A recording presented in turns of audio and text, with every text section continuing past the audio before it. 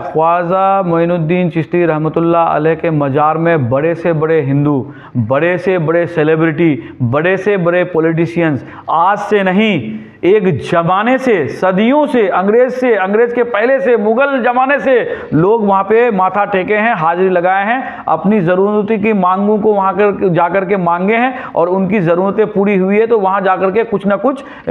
ताउन भी किए हैं वहाँ के दरगाह के डेवलपमेंट के लिए, वहाँ के सोसाइटी के डेवलपमेंट के लिए, दरगाह कैसे आगे बढ़े, दरगाह में कैसे तरक्की हो, दरगाह कैसे खूबसूरत लगे, बड़े बड़े हिंदू भाइयों ने वहाँ पे ताउन किया हुआ है। और वहाँ का जो शायद कोई मुकुट या क्या चांदी का है वो भी हमारे हिंदू भाइयों ने ताउन किया है। तो जाहिर सी बात है कि आस्था पे जिसको भी भरोसा है वो लोग अपनी बात को वहाँ पे रखते हैं और उनकी अगर कबूल होती है तो जाके हाजिरी लगाते हैं और लगाते आए हैं और इंशाअल्लाह ता क़यामत तक हाजिरी लगाते रहेंगे। वो जाहिर सी बात है इस तरह का एक समुदाय को टारगेट बना करके ख़ास करके उत्तर प्रदेश में बहुत तरह का घटनाक्रम हुआ है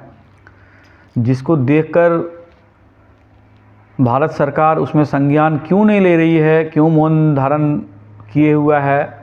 समझ से परे है। संभल की जो घटना है ये सोची समझी रणनीति के तहत ये घटनाक्रम हुआ है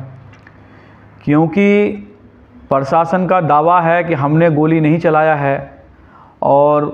स्थानीय लोगों का दावा है कि जो प्रशासन के साथ लोग आए थे उन्हीं लोगों के द्वारा गोली चलाई गई है जिससे 4 लोगों की मृत्यु हो गई है। तो जाहिर सी बात है कि ये कहीं ना कहीं यूपी सरकार के षड्यंत्र के वजह से इस तरह का घटनाक्रम को अंजाम दिया जा रहा है और आरोपी उसी को बनाया जा रहा है जिस परिवार से मौत हुई है। तो कहीं ना कहीं ये बहुत जो है दुर्भाग्यपूर्ण घटना इस तरीके से जो घटाई जा रही है, कहीं ना कहीं इसमें सरकार या प्रशासनिक लोग इसमें मुलविस हैं, तभी इस तरह का घटनाक्रम को अंजाम दिया जा रहा है। साफ तौर पे अगर हम कहें तो ये सोची समझी रणनीति के तहत इस तरह का घटनाक्रम को अंजाम दिया गया है क्योंकि उस मस्जिद के मामले में जो कमेटी गठित हुई थी उस कमेटी ने सर्वे उससे 2 दिन पूर्व ही कर लिया गया था, लेकिन आनन फानन में उसके तुरंत 2 दिन बाद में सर्वे कराया गया और बिना कोई स्थानीय या मस्जिद कमेटी के लोगों को इन्फॉर्म किए हुए जो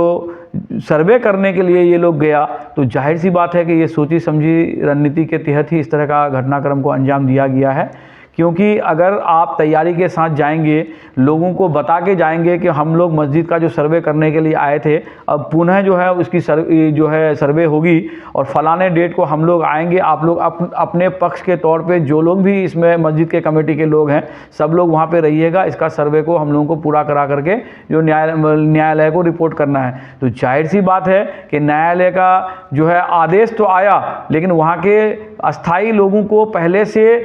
इन्फॉर्मेशन नहीं देना, ये जाहिर सी बात है कि इस तरह का घटनाक्रम को अंजाम देने के लिए ये पहले से ही साजिश रची गई थी और वहाँ के जो प्रशासनिक पदाधिकारी हैं हमें लगता है कि पूरी तरीके से वो लोग भी इस घटनाक्रम में मुलविस हैं,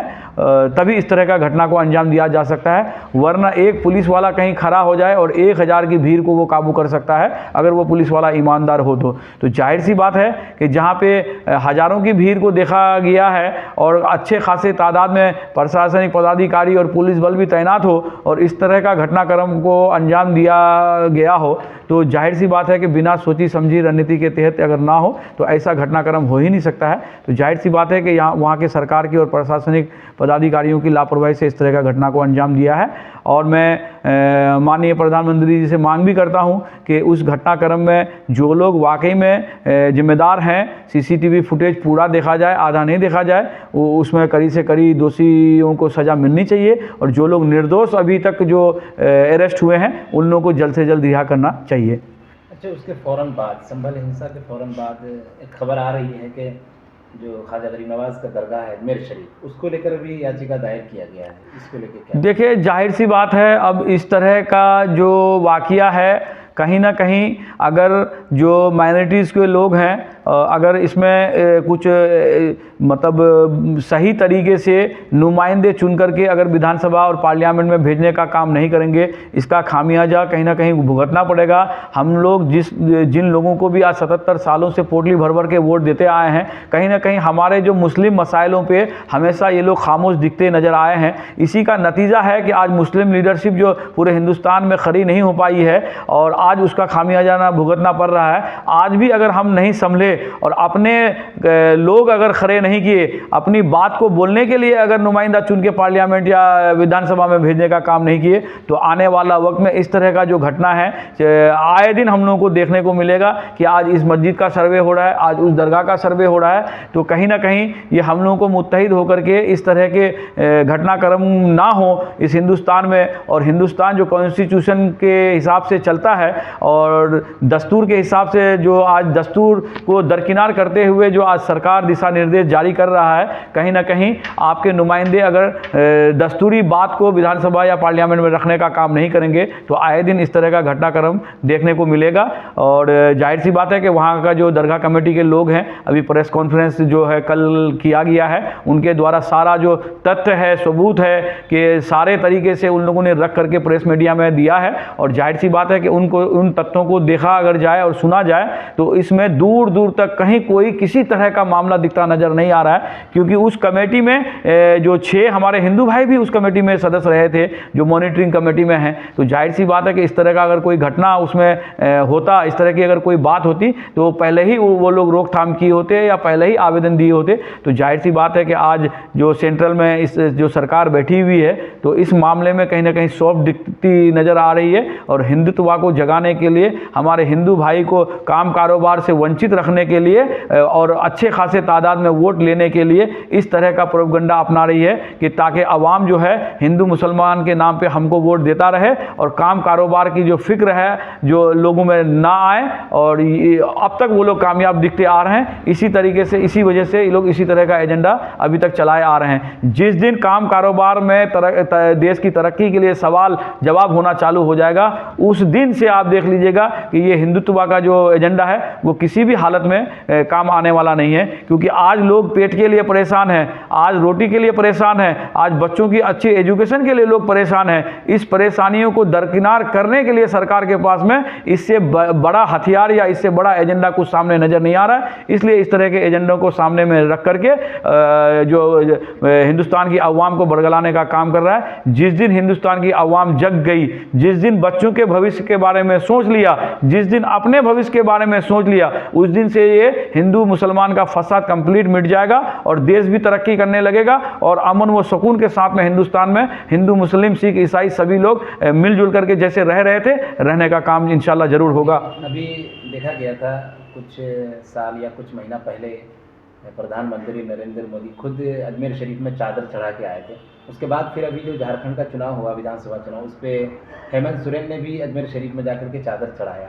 तो क्या लगता है कि इन लोगों ने चादर चढ़ाने के बाद भी इस तरह की हरकत को लेकर? मैं आपको क्या बताया, ख्वाजा मोइनुद्दीन चिश्ती रहमतुल्लाह अलैह के मज़ार में बड़े से बड़े हिंदू, बड़े से बड़े सेलिब्रिटी, बड़े से बड़े पॉलिटिशियंस, आज से नहीं एक ज़माने से, सदियों से, अंग्रेज़ के पहले से, मुग़ल ज़माने से लोग वहाँ पे माथा टेके हैं, हाजिरी लगाए हैं, अपनी ज़रूरतों की मांगों को वहाँ कर जाकर के मांगे हैं और उनकी ज़रूरतें पूरी हुई है तो वहाँ जाकर के कुछ ना कुछ ताउन भी किए हैं। वहाँ के दरगाह के डेवलपमेंट के लिए, वहाँ के सोसाइटी के डेवलपमेंट के लिए, दरगाह कैसे आगे बढ़े, दरगाह में कैसे तरक्की हो, दरगाह कैसे खूबसूरत लगे, बड़े बड़े हिंदू भाइयों ने वहाँ पर ताउन किया हुआ है। और वहाँ का जो शायद कोई मुकुट या क्या चांदी का है वो भी हमारे हिंदू भाइयों ने ताउन किया है। तो जाहिर सी बात है कि आस्था पे जिसको भी भरोसा है वो लोग अपनी बात को वहाँ पे रखते हैं और उनकी अगर कबूल होती है तो जाके हाजिरी लगाते हैं और लगाते आए हैं और इंशाल्लाह ता क़यामत तक हाजिरी लगाते रहेंगे।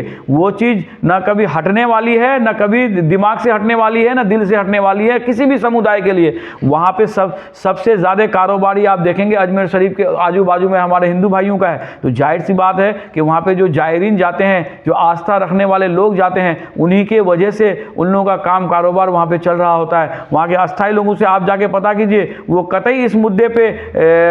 जो है आगे बढ़ने के लिए तैयार नहीं है, क्योंकि वो जानते हैं कि इस तरह का मामला अगर आगे बढ़ा तो हमारे रोजी रोटी पे फर्क पड़ जाएगा। और हम साफ कहते हैं कि इस तरह के एजेंडे को सरकार को वापस लेना चाहिए और देश कैसे तरक्की करे, देश में कैसे कारोबार आए, देश में कैसे एजुकेशन स्तर बेहतर हो, इस तरह का एजेंडा ला करके सरकार को चाहिए कि आवाम को इससे फ़ायदा मिले, ना कि इस तरह का फसादात करके किसी का पेट भरने वाला है, न किसी के बच्चे पढ़ने वाले हैं, न किसी के बच्चों को बढ़िया एजुकेशन मिलने वाला है। जाहिर सी बात है कि इस तरह के फसादात की गुफ्तगू करके सिर्फ आवाम को, चाहे वो कोई भी समुदाय से रखते हो, नुकसान के अलावा कुछ भी उसमें हाथ लगने वाला नहीं है।